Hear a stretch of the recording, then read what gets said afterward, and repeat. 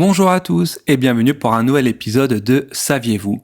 J'espère que vous allez bien et que vous êtes prêts pour votre nouvelle dose de savoir inutile. Avant de commencer, comme à l'habitude, n'hésitez pas à vous abonner si ce n'est pas encore fait. Cliquez sur pause, cliquez sur abonnement et on est bon. Je vois les chiffres augmenter, les chiffres d'écoute, et cela fait vraiment très plaisir. Donc n'hésitez pas à rejoindre déjà la communauté de ceux qui écoutent le podcast du savoir inutile. Et pareil, vous pouvez retrouver le podcast et tous les épisodes déjà en ligne sur le nouveau site internet de Le Saviez-vous, donc c'est lesaviez-vous-podcast.com. Voilà, maintenant que c'est dit, je vais vous poser la question inutile du jour. Pourquoi les Italiens parlent avec les mains? Allez, je vous donne quelques notes de musique et on se retrouve tout de suite après pour une explication.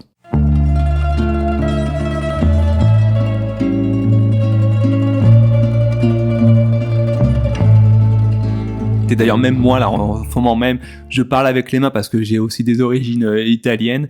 Et vous avez en tête les Italiens à Rome sur la place en train de discuter avec les mains, en train de se crier dessus avec les mains, etc., etc. Et figurez-vous que le langage avec les mains des Italiens a une véritable origine historique. Et c'est une chercheuse en histoire qui se nomme Isabella Poggi, qui est professeure à l'université à Rome 3, qui l'a démontré.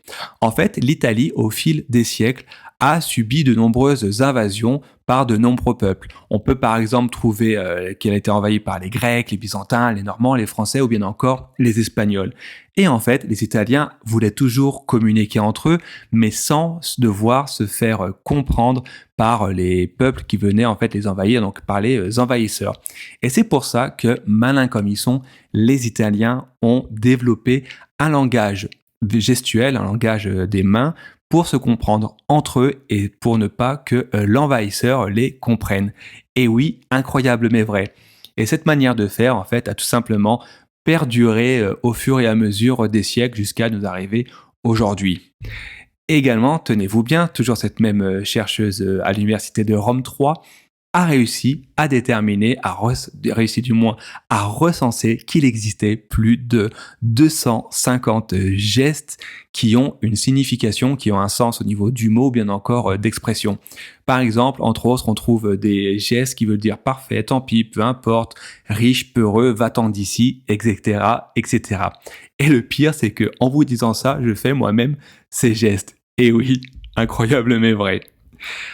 On arrive à la fin de cet épisode. Je suis sûr que la prochaine fois que vous verrez un Italien parler avec ses mains, vous saurez que ce n'est pas de sa faute, mais que c'est lié à l'histoire. Et vous pourrez lui dire d'où ça vient. Ou alors la prochaine fois que vous irez faire un tour à Rome, et vous penserez à cette anecdote.